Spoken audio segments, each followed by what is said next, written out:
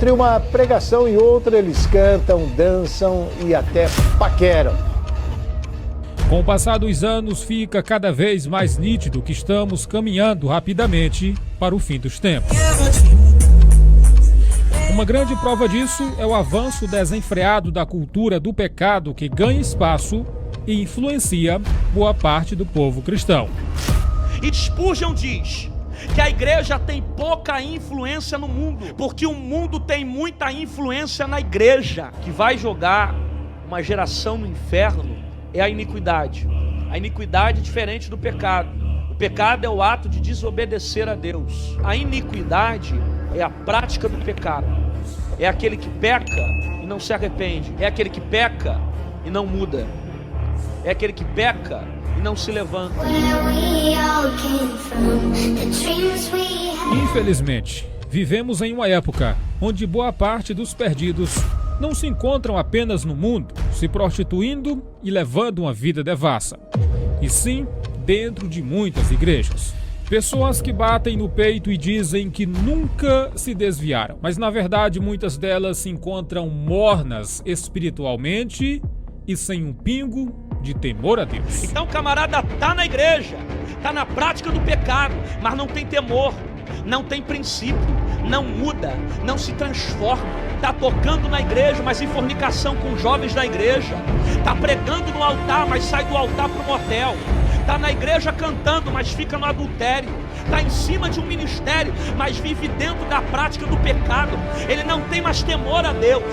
Ele não sente mais a presença. Por quê? Porque o salário do pecado é a morte. A primeira morte que gera para quem vive na prática do pecado é morte espiritual.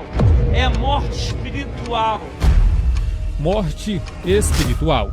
Esse é o cenário de vida de milhares de cristãos nesses dias finais. Cristãos que já foram contaminados pelo fermento do pecado, abraçaram de vez o modernismo e se tornaram uma espécie de cristão light, que de nada difere do mundo.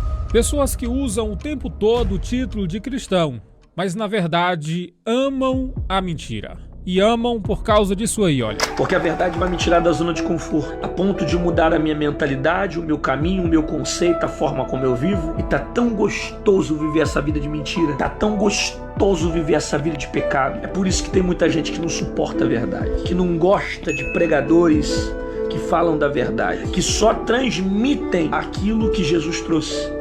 A verdade. Não suporta a verdade porque está tão acostumado a viver uma vida de mentira e não quer ser confrontado naquilo que está vivendo. Não, você não vai entrar no céu dessa forma. Para chegar no céu, você vai ter que passar pela porta estreita e não tem como levar bagagem dentro dessa porta.